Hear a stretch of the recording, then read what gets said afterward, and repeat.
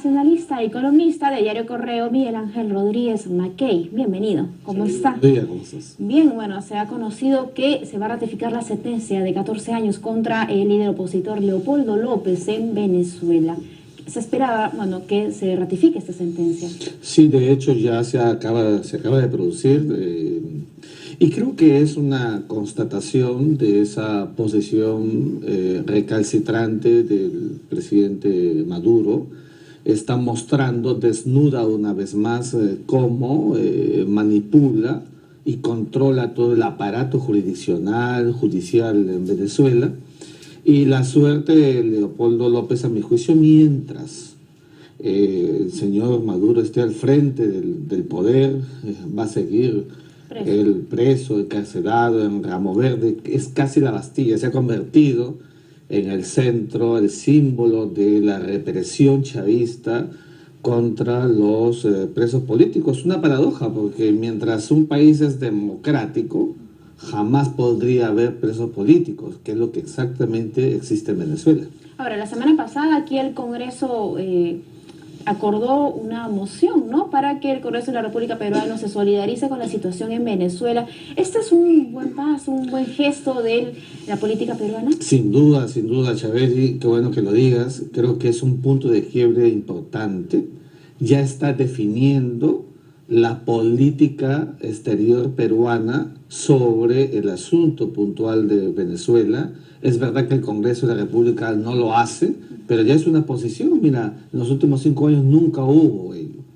Y el presidente de la República, Pedro Pablo Kuczynski, sí ha ido más allá y ha sido muy claro, ha recibido al señor Capriles, que vino a Lima, y esos son signos visibles de una política exterior con posición internacional sobre un tema álgido. La región no puede permanecer impávida, mirando cómo al interior de Venezuela hay una fragmentación interna y una violentación sistemática de los derechos humanos, donde un señor Maduro, ¿no es cierto?, sigue pregonando que Venezuela esté al margen de la Convención Interamericana sobre los Derechos Humanos y de la propia Corte. O sea, Venezuela es paria internacional, no forma parte del sistema de los derechos humanos de las Américas, y esto evidentemente él cree que le da carta abierta para hacer o deshacer, y no sabe que lo que está acumulando es una carga de actos imputables que podrían sobre él caer en su momento, porque hay, repito, reitero, violentación de los derechos primigenios que corresponden a las personas. Ahora, aquí algunos congresistas, sobre todo de izquierda, señalaban que la posición del Perú más bien debe ser de mantenerse al margen y de respetar esos mecanismos que estaría implementando UNASUR para resolver esta crisis en Venezuela. UNASUR, ¿cuál es la posición de UNASUR en este momento frente a lo que sucede en Venezuela?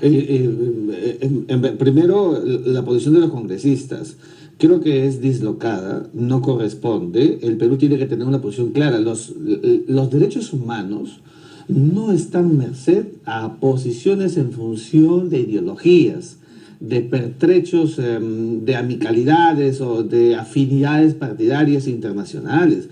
Los derechos humanos son uno solo, y eso es superior a cualquier cosa. Entonces, evidentemente lo que está pasando aquí es que tenemos que condenar lo que sucede en Venezuela. Esto no puede ser objeto de ningún tipo de tratamiento, digamos, leve por parte de algunos políticos. La posición del Perú debe ser siempre clara en este tema, diseñar siempre una posición internacional. Además, somos firmantes de la Carta Democrática Interamericana, y en su artículo 20 dispone de manera clara y expresa que ante situaciones insostenibles, en este caso la flagrancia por la Comisión de Derechos Humanos, debe haber una posición internacional. La OEA tiene que tenerla. El UNASUR no la ha tenido, a mi juicio, ha doblegado, ha estado más o menos oscilante porque ha ideologizado una posición que el propio Nicolás Maduro y su política exterior ha estado monopolizando, queriendo engañar la verdadera visión interna. Entonces, queremos una UNASUR que se una a la acción internacional hemisférica que corresponde, propiamente dicho, a la OEA, que es el marco, a mi juicio, más idóneo en el que debe ventilarse una calificación sustantiva de lo que pasa al interior de Venezuela. Ahora, Capriles, cuando llegó acá al Perú, señaló que la única solución es el referendo revocatorio Nicolás Maduro para resolver esta crisis humanitaria y crisis política en el país. Sí, yo coincido plenamente porque los mecanismos del derecho, Chaveli, son los que deben usarse, la paz sobre todo. La constitución política de Venezuela lo estatuye, es un precepto de la voluntad popular. De otra manera, el señor Maduro está prácticamente cavando su propia tumba política, porque no se puede ir más allá de la voluntad popular que quiere expresar en un acto revocatorio y que el señor Maduro sistemáticamente la está dilatando.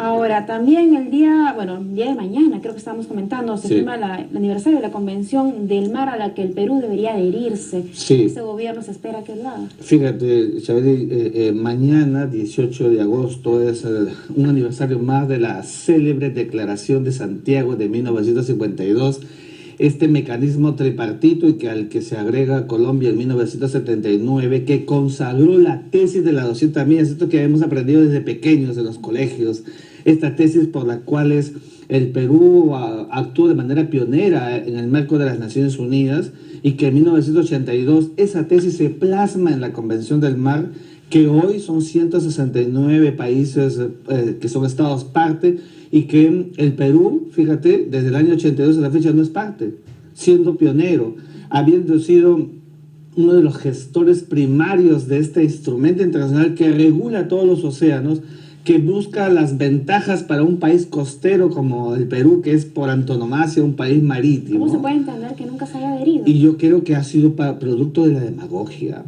¿Y qué significa esto? Que se creyó en su momento que nosotros teníamos un mar territorial de 200 millas, lo cual no es exacto. Nosotros tenemos un mar de jurisdicción y soberanía sobre los recursos vivos, los peces, y los no vivos, los minerales, hasta la milla 200, con la libertad del pase, la libertad de navegación para las naves de otros países, porque las aguas como el espacio aéreo son espacios de intercomunicación interestatal, así está consagrado en el derecho internacional. Esto fue mal interpretado y se creyó que como en el mar era igual, que se apreciaba la soberanía en el continente.